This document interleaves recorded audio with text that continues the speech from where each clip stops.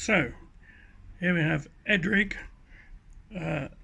narrow gauge coal-fired live steam loco manufactured by Accucraft, and this is running on a 32mm O gauge layout that I've set up in my garage. It's just an oval, you can see here. So it's going to run around that. First thing with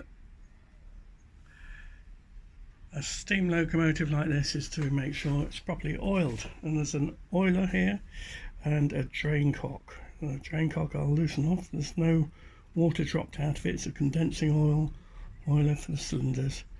Take the top off and fill it with oil.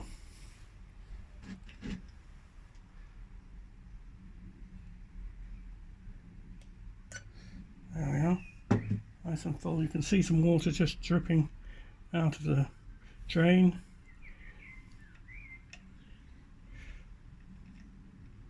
That will turn to oil as this is screwed in. It's a lovely model by Accucraft. It's the reversing lever and the regulator, and I'll show those in action soon. The other thing it needs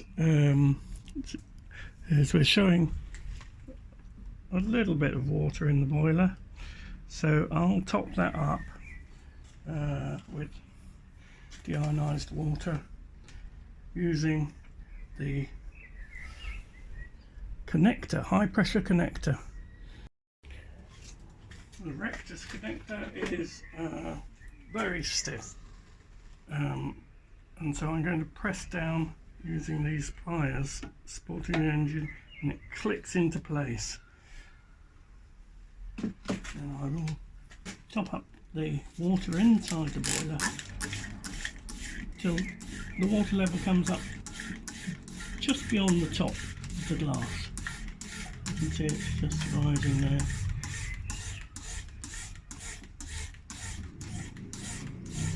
So we have starting off with a full boiler of water. The connector comes off very simply, just snaps off. Doesn't need the pliers. Okay, so we've got water in the boiler, and now we're ready to fire. We'll start with charcoal soaked in paraffin, and then move on after about 5 minutes onto smokeless fuel. This works fine on crushed smokeless fuel where the dust has been taken out and reduced to pebbles of about half a centimetre or a centimetre big. It's a very small firebox, only 2 inches by 2 inches probably. So it's quite tricky to keep the right level of fire, but once that's achieved, it works very nicely.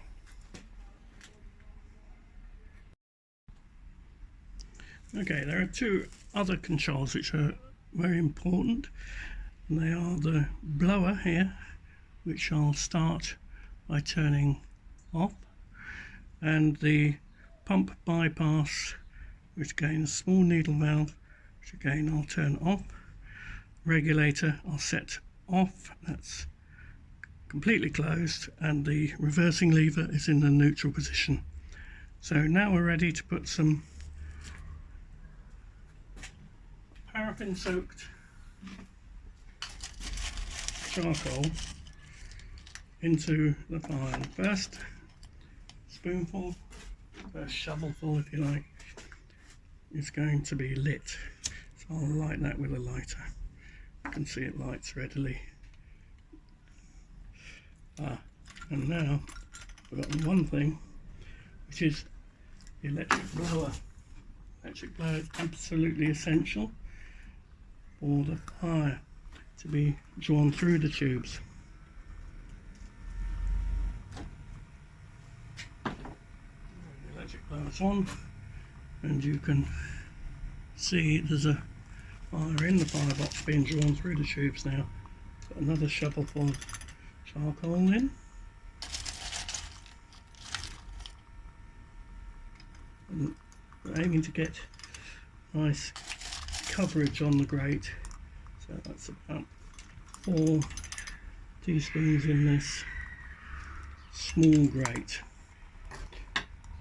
All of the time we're going to try and keep the smoke box, the firebox doors closed, including the 2 hole vents which are provided by Accucraft, but we don't use those, they're always closed.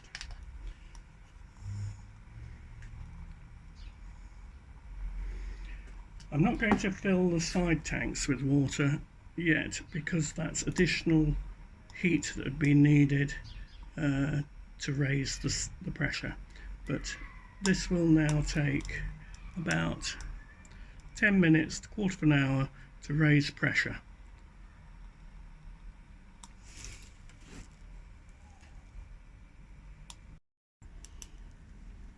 Okay, so now we're starting to see a bed of red hot charcoal. Time to swap over to the smokeless fuel, which comes in cobbles but broken up into small pieces suitable for this. And I'll just pop a spoonful to get it started into the firebox, just to see if we can get the needle off the stop on the pressure gauge. Using the blower, electric blower, to draw the fire through the tubes. There are 4 tubes in this engine, and they need to be kept clean, particularly the firebox, the smoke box at the front needs to be kept clear.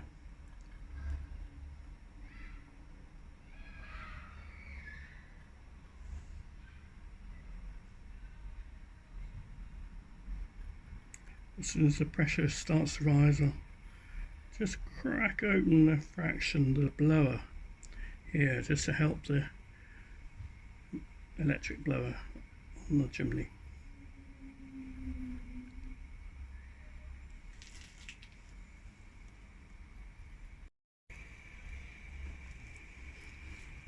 So I've just put a fraction more coal in, made sure the fire is evenly spread, and we're starting to see a bit of steam being raised.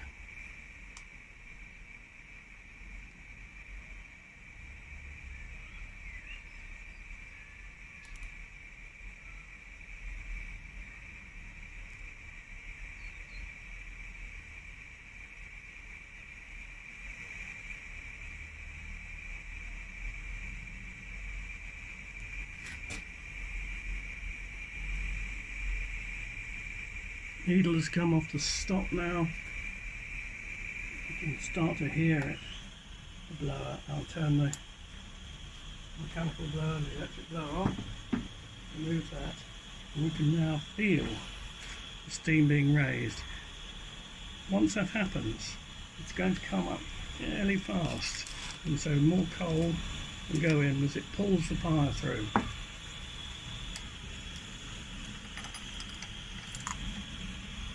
Notice I'm closing the firebox as soon as I put the coal in, because that's going to draw the fire.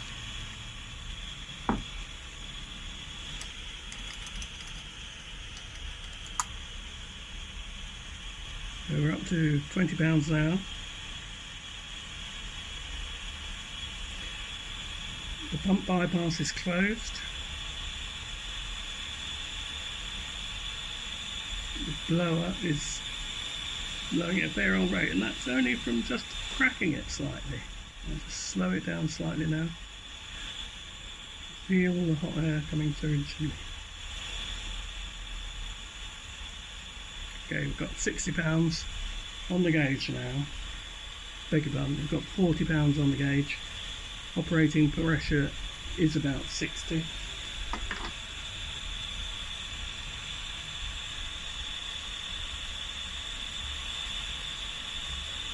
So I'll put it into forward gear and watch that the oil or water that's spurted out of the chimney as it starts to heat up the cylinders to working pressure. Just help the water through gently as it heats those cylinders. See, the pressure is really climbing fast now, so I'm going to turn the blower off altogether, and that'll stop the fire being pulled so much. Open up the regulator, but not too fast. See how no further than the 6 o'clock position I've moved it, maybe 5 minutes, and there the oil being. You have to be very careful with this pressure, it doesn't go too fast.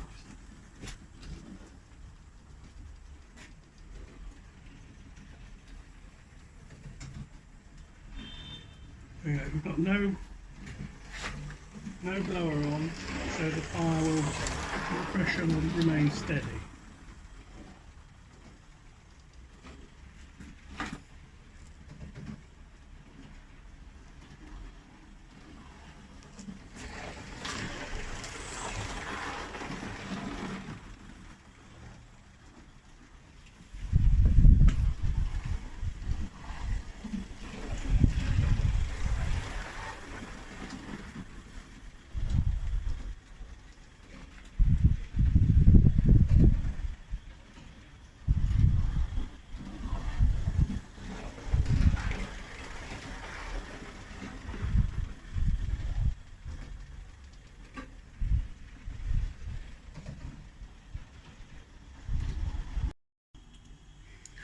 So now is a good time to top up the side tanks, which we can do just by holding your water tube above the open area at the back here. I've opened the pump bypass just a fraction. We'll see how that works, because the boiler is still full and I don't want it to be priming, which is drawing water straight into the drive, into the cylinders. So just opening that fraction, you can put it down there, just a bit, pop a bit of oil on the pump there. That'll work its way in. Okay, and the pressure is coming up. I've got the blower on. Turn the blower off. Just a fraction on the regulator.